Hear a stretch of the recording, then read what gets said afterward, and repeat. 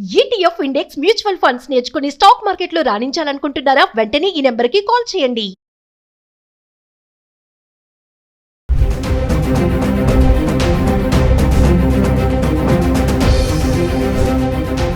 నమస్తే, welcome back to Suman TV. Present మనతో పాటు ఉన్నారు అనలిస్ట్ మందర్ కృష్ణారెడ్డి గారు. నమస్తే సార్. నమస్తే అమ్మా.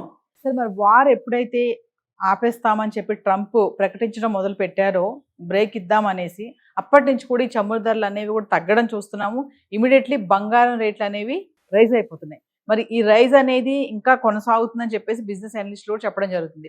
మరి మిమ్మల్ని అడిగితే, మరి చాలా వీడియోస్లో మీరు చెప్తారు బంగారం వెండి అనేది మనం డిసైడ్ చేయలేము అని చెప్పేసి, ఈ రోజు పెరుగుతుంది రేపు తగ్గుతుంది అంటూ ఉంటారు. మరి ఎందుకు ఈ ఫ్లక్చువేట్ అవుతున్నాయి? ఒకరోజు తగ్గుతున్నాయి, ఒకరోజు పెరుగుతున్నాయి, మళ్ళీ చూసుకుంటే కొంచెం పెరగడమే చూస్తున్నాం ఈ మధ్య కాలం 2-3 రోజులుగా చూసుకుంటే. మరి ఈ రైజింగ్ అనేది ఎంతవరకు ఉంటుంది అంటే? ఈ యుద్ధ కాలంలో ముఖ్యంగా యుద్ధం ఒక ప్రాంతానికి మాత్రమే పరిమితం కాకుండా, ఇప్పుడు మనకు రష్యాలో జరుగుతున్న యుద్ధం ఏదైతే ఉందో దానివల్ల మనకు పెద్దగా ఎఫెక్ట్ ఏం లేదు. యుక్రెయిన్ రష్యా రెండు పక్కపక్కన కొట్టుకుంటున్నాయి, మన మీద పెద్ద ఎఫెక్ట్ ఏమీ లేదు, ప్రపంచం మీద ఎఫెక్ట్ ఏం లేదు. అలాగే ఇజ్రాయిల్ గాజా మీద యుద్ధం చేసినా వాళ్ళు పక్కపక్కన ఉన్నారు, వాళ్ళు కొట్టుకుంటున్నారు, వాళ్ళకి ఏమి ఇబ్బంది రాలేదు. పాకిస్తాన్కి తాలిబాన్లకు మధ్యలో యుద్ధం జరిగిన, ఆఫ్ఘనిస్తాన్ మధ్య యుద్ధం జరిగిన, అది ప్రపంచం మీద ఎఫెక్ట్ ఏమీ లేదు. కానీ అమెరికా ఇజ్రాయెల్ కలిసి ఇరాన్ మీద ఎప్పుడైతే యుద్ధం ప్రకటించాయో, మనకు టోటల్గా ప్రపంచంలో అన్ని దేశాల మీద దీని ఎఫెక్ట్ పడింది, ఇన్క్లూడింగ్ అమెరికా మీద కూడా దీని పడింది. అక్కడ నుంచి మనకు ఆయిల్ రావడం లేదు, గ్యాస్ రావడం లేదు. హర్ముజు జలసంధి అనే దాన్ని క్లోజ్ చేసి పెట్టుకున్నారు అమెరికా వాడు, ఇరాన్ వాళ్ళు ఏం చెప్తున్నారంటే, అమెరికాకు ఇజ్రాయెల్కు మిత్ర దేశాలైన వాళ్ళని మేము వదిలిపెట్టాం, వాళ్ళ నౌకలు మేము బయట పెట్టాం. మిగతా నౌకలు కూడా సుమారు 20 కోట్ల రూపాయలు చెల్లిస్తే మేము ఒక నౌకని వదిలేస్తాం. మాకు ఫీజు కావాలి, యుద్ధంలో మేము చాలా నష్టపోయాం, మాకు ఇప్పుడు లాభాలు, మాకు డబ్బు ఏమి రాదు, ఎక్కడి నుంచి డబ్బు వచ్చేటట్టుగా లేదు. మా ఆర్థిక పరిస్థితిని మెరుగుపరుచుకోవాలంటే మాకున్న ఏకైక అవకాశం హర్ముజ్ జలసంధి. 36 కిలోమీటర్లు సుమారుగా ఇరాక్ను అటువైపున సౌదీ అరేబియాకు మధ్యలో ఉన్నటువంటిది ఈ జలసంధి. ఇది ప్రపంచ జలసంధి వాస్తవంగా. కానీ ఇరాన్ ఏం చెప్తుంది, నా అనుమతి లేకుండా ఎవడిక్కడి నుంచి నౌక పోవడానికి వీల్లేదు, నౌక దాటితే నాకు డబ్బులు దాటాలంటే డబ్బులు కట్టాలి. అది కూడా ఎవరు, అమెరికా కానీ ఇజ్రాయెల్ కానీ వాటి మిత్ర దేశాలు కానీ వదిలిపెట్టరు.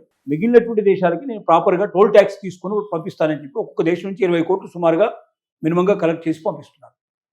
అంటే 20 కోట్లు పెరిగేసరికి అది ఏమైందంటే, ఒక నౌక మీద ఆ నౌకలో ఉండేటువంటి సామగ్రి ఎంత ఉందో అది బయటకు ఇవ్వాల్సి ఉంటున్నప్పుడు దాని మీద 20 కోట్లు పెంచుకునే కదా వాడు ఏదైనా అమ్మదలుచుకున్నప్పుడు దాంట్లో ఉండేటువంటి క్రూరాలు కానీ మరొకటి కానీ ఏ రకమైన వస్తువు అయినా సరే ఎగుమతి చేయాలన్నా దిగుమతి చేయాలన్నా అక్కడి నుంచి వెళ్ళాల్సిన హర్ముజ్ జలసంధి నుంచి వెళ్ళాలంటే 20 కోట్లు పెరిగిపోతుంది. 20 కోట్లు పెంచి దాని ధర నిర్ణయించాల్సిన పరిస్థితి ఏర్పడుతుంది. దీనివల్ల అన్నిటికీ రేట్లు పెరిగిపోతాయి.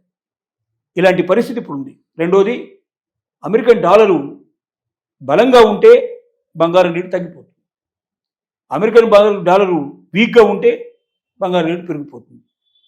ఇప్పటిదాకా బలంగా కనిపించినటువంటి అమెరికన్ డాలరు మెల్లమెల్లగా వీక్ అయ్యే పరిస్థితులు కనబడుతుంది. వీక్ అవుతూ ఉంటే రేట్లు పెరుగుతాయి, స్ట్రాంగ్ అవుతే రేట్లు తగ్గుతాయి. స్టాక్ మార్కెట్లు మొత్తం ఏ రోజున ఎంత డమాల్ అవుతుందో తెలియని పరిస్థితి. ఇప్పటికే 50 లక్షల కోట్లు ఇండియా లోపల ఆవిరైపోయింది. ఇలాంటి పరిస్థితి.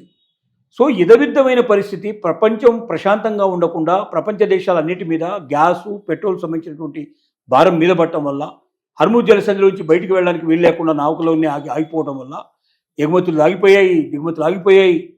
అన్ని రకాలుగా ప్రపంచం అతలాకుతలం అవుతున్న పరిస్థితుల్లో బంగారం రేట్లు కూడా తగ్గడం పెరగడం సహజంగా జరుగుతుంది. కొన్ని రోజులు తగ్గినట్టే కనబడింది, కొన్ని రోజులు పెరిగినట్టే కనబడుతుంది. ఇది కొద్ది రోజులు ఉంటుంది. ఇంకా అమెరికన్ ఇరాన్ యుద్ధం ఒక 15 రోజులు, నెల రోజుల లోపల మొత్తం మీద క్లోజ్ అయ్యే అవకాశాలు ఉంటాయి. తప్పదు, ఎవరో ఒకరు తగ్గిపోవాల్సిందే, ఏదో రకమైన వెనక్కి రావాల్సిందే. ఇంకో మార్గం లేకపోవడం వల్ల ఒక 15 రోజులు, నెల రోజుల లోపల ఈ యుద్ధం ఏదో ఒక కన్క్లూజన్కి వచ్చే అవకాశం అయితే ఉంటుందనేది ప్రపంచ దేశాలు అనుకుంటున్న మాట. అది కన్క్లూజన్ అయ్యి యుద్ధం ఆగిపోతే మాత్రం రేట్లు పెరగడమే తప్ప తగ్గడం అనేది ఉంటుంది. అప్పటిదాకా మాత్రం ఇదవిద్దమైన పరిస్థితులు, కొంచెం తగ్గుదల కొంచెం పెరుగుదల ఇది జరుగుతాయి. సో మనం సిల్వర్ రేటు విపరీతంగా పడిపోతుంది అనుకున్నాం, ఇవాళ 260 ఏదో వచ్చినట్టుగా ఉంది, 255లో ఉంది సార్.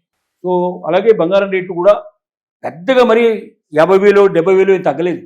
10,000 20,000 తగ్గుకుంటూ వచ్చింది. ఇది మెల్లగా మళ్ళీ పెరుగుకుంటూ పోతుంటుంది. ఎస్. కొనుక్కోదలుచుకున్న వాళ్ళు ఎవరైనా ఉంటే ఇదే రైట్ టైం.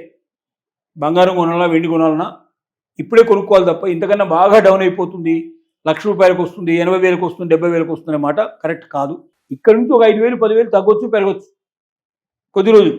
యుద్ధం అయిపోగానే పెరగడం మొదలు డ్రాస్టిక్గా పెరగడం స్టార్ట్ అవుతుంది. ఇది కామన్గా జరిగే విషయం. ఈ టైం లోపల కొనుక్కోవాలన్నా కూడా బంగారం మీద పెట్టుబడి పెట్టాలన్నా కూడా చాలామంది ఆలోచిస్తున్నారు. ఈటీఎఫ్లలో ఏదైతే ఆన్లైన్లో ఉన్నట్టు బంగారం ఉంది చాలామంది విడిపించేసుకున్నారు, చాలామంది విత్డ్రా చేసేస్తున్నారు. బంగారం అమ్మడానికి కూడా చాలామంది సిద్ధపడ్డారు. ప్రపంచ దేశాలు కూడా తమ దగ్గర బంగారం విలువల్ని తగ్గించేసుకున్నాయి. ఎందుకంటే దీని రేటు, క్రూడ్ ఆయిల్ రేటు విపరీతంగా పెరిగిపోవడం వల్ల అవి కొనుక్కోవడానికి ఈ డబ్బులను అటువైపు ఇన్వెస్ట్ చేయాల్సిన పరిస్థితి ఏర్పడింది. ఎస్. ఇలాంటి పరిస్థితుల్లో ఏమైందంటే బంగారం విపరీతంగా మార్కెట్లోకి రిలీజ్ కావడం, దానివల్ల రేట్లు కొంత డౌన్ అయ్యి ఇక రిలీజ్ చేయడానికి వాళ్ళ దగ్గర ఇప్పుడు ఏం బంగారం ఏం లేదు. అలాగే దుబాయ్ లాంటి దేశం లోపల ఆల్రెడీ అమ్మకానికి ఉన్న బంగారం అవుతుందో అది ఇతర దేశానికి ఎవరు రావట్లేదు, బయట నుంచి విజిటర్స్ ఎవరు రాకపోవడం వల్ల వాళ్ళు చీప్గా దాన్ని తీసేసే ప్రయత్నం చేస్తారు. వీటన్నిటి కారణాల వల్ల బంగారం రేటు డ్రాస్టిక్గా కొంత తగ్గే మాట వాస్తవం. కానీ ఒకసారి యుద్ధం అనేది ఆగిపోతే ఏదో ఒక రకమైన కన్క్లూజన్కి వచ్చేస్తే ఆటోమేటిక్గా రేట్లు పెరగడం సహజంగా జరుగుతుంది. ఒక అంచనా ప్రకారం 2026 ఎండింగ్ నాటికి ఖచ్చితంగా 3 లక్షలకు మించే ఉంటుంది బంగారం రేట్ అనేది నిపుణులు చెప్తున్న మాట. అలాగే వెండి పరిస్థితి ఏర్పడిందంటే ఇతర దేశాల నుంచి రావాల్సిన విడిభాగాలు చాలా ఉన్నాయి మనకు.